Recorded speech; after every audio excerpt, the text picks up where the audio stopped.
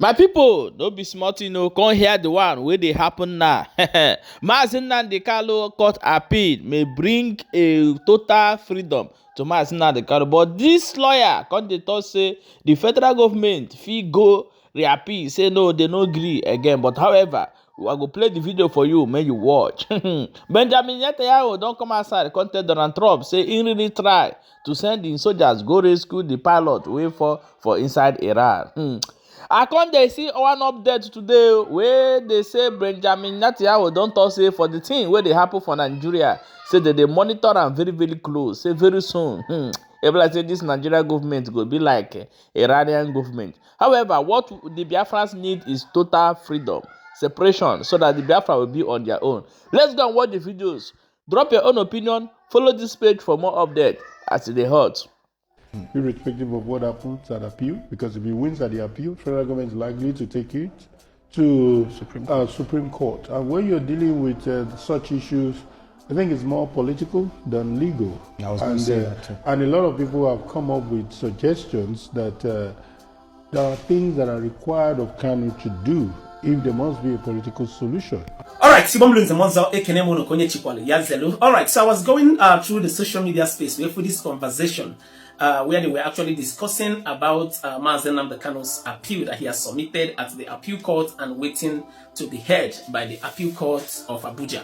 And a whole lot was actually discussed in this video. A whole lot that was discussed here, the possibility of Mazi Nnamdi Kanu winning at the appeal, and if he eventually wins at the appeal, the next step possibly that the Nigerian government will take. So a whole lot was discussed here. You need to watch the video from beginning to the end. I'll play you guys the video to watch. Credit to TVC News for this particular video. And again, they also talked about the sit at home that was alleged to have been lifted in Southeast. A whole lot is in this video. Actually, watch the video. We know what the possibilities Mazi Nnamdi Kanu will win in this case at the appeal court, because a whole lot of mago seems to have been done during the trial at the Federal High Court, because he was not given a chance for his final written address, and also he wasn't even given a chance to even speak. Yes, so at the appeal court, we are going to be seeing so many things happening. A whole lot will happen. A whole lot a whole lot that will be exposed and revealed, and all these things will happen at the appeal court in the coming days. So but for now, watch the video, what this conversation was really all about, and also share your thoughts and opinion on the comment section. The cover of the video can always with here. Enjoy the rest of the videos. I'll be right back. IPOP leader Nnamdi Kanu has filed an appeal at the Court of Appeal challenging his conviction and multiple life sentences delivered by the Federal High Court in November.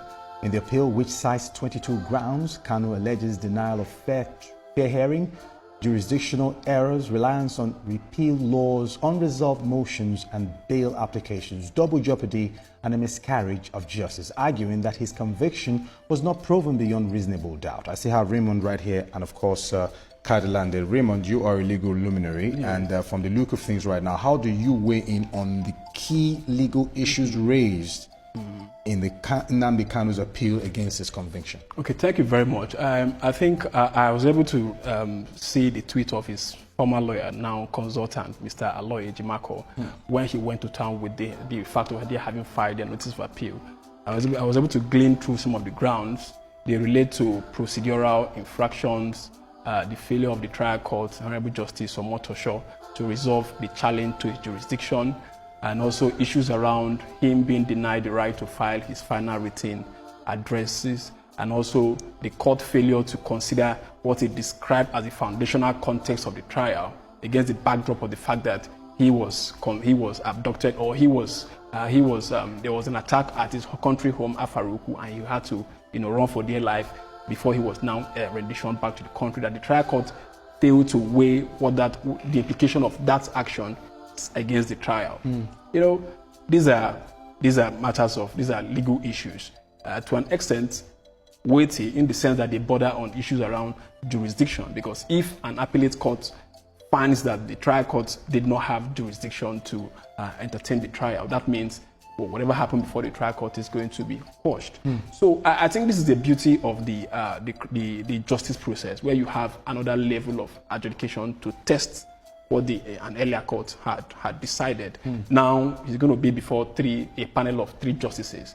Before the trial court, it was just 1 judge. So you have 3 justices having the opportunity to look at what one arbiter has done and then see whether there was a mistrial, there was a breach of Nnamdi Kanu's right to fair hearing, or whether the trial part court... of right to fair hearing, this Nnamdi Kanu fired his lawyers and wanted to represent himself. So how do you think that particular ground would suffice in this argument? Well, the Constitution says you are allowed to represent yourself or through a lawyer of your choice. So the fact that he disbanded his legal team still does not mean that he has lost the right to present his case. But again, it is still a complaint. It is for the appellate court to now look at it to see whether indeed he was denied the right to present his case. Like you said, this is the beauty of the justice and after system. that, he has another shot at the Supreme Court, and then we'll see how. All right, Kadi, very quickly now, how do you think this particular situation would impact, the separatist agitations in the Southeast, this new development? How do you think it's going to affect it in any way? In law, for the fact that there are still 2 more legs for him to try, irrespective of what happens at appeal, because if he wins at the appeal, federal government is likely to take it to Supreme Court. And when you're dealing with such issues, I think it's more political than legal. I was going to say that too. And a lot of people have come up with suggestions that there are things that are required of Kanu to do if there must be a political solution. Absolutely. Okay. And the body language and the physical language we're getting, that seems not to be coming. So to a large extent, a lot still depends on Nnamdi Kanu, for us to follow the path of amicable solution. Okay. However, when you looked at the weight of those issues that made them, because when you're looking at all the cases he looked at, don't forget, one of the things that made it life sentence is that all these cases were things that were ruled adjudicated upon, which means that the one that has 20 years, the one that has 30 years, there is one that has life sentence. The one that has to do with cutting people's head, all kinds of allegations that were made. That's one of the reasons why we believe that there must be, in my view, there must be a representative. These are issues that lawyers could continue to engage on. You understand? Because as long as he says he wants to do it this way, he's not going to, what's the word? I think he didn't put up a defense. Yeah. And when you don't put up a defense, they will definitely go by the words of the prosecution. So these are issues that I don't want to preempt what will happen in appeal court, but I believe that lessons should have been learned. If lessons are not learned, appeal is very easy to quickly decide on. Now, this question might pan out for the both of you. A recent report revealed that the seat at home has been called off. It was going viral online earlier on, and it was on the orders of Nnamdi Kanu. So I was monitoring the conversation, and some people are saying it's true. It's looking like they are finally calling off the seat at home. No, let's put it this way. Is it that they've stopped sit at home, or there is an instruction?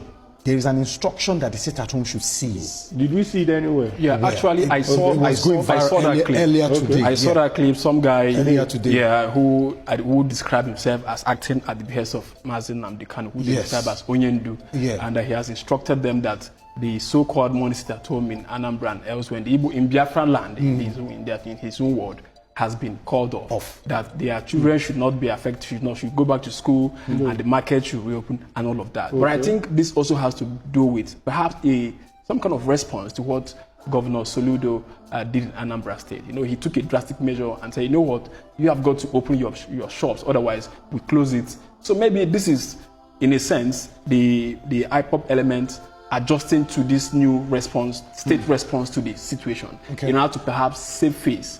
I don't see it as a communication that comes officially from the stables of Mazi Nnamdi Kanu, where he's currently holding Sokoto prison. Okay, so do you agree with him?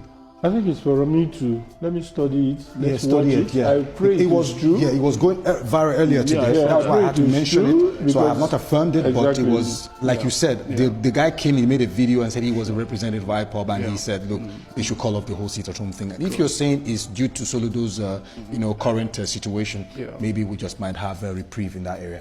Thank you very much, Kardilande, for your time on the show. My pleasure. It's indeed always glad to have you on the show, and of course.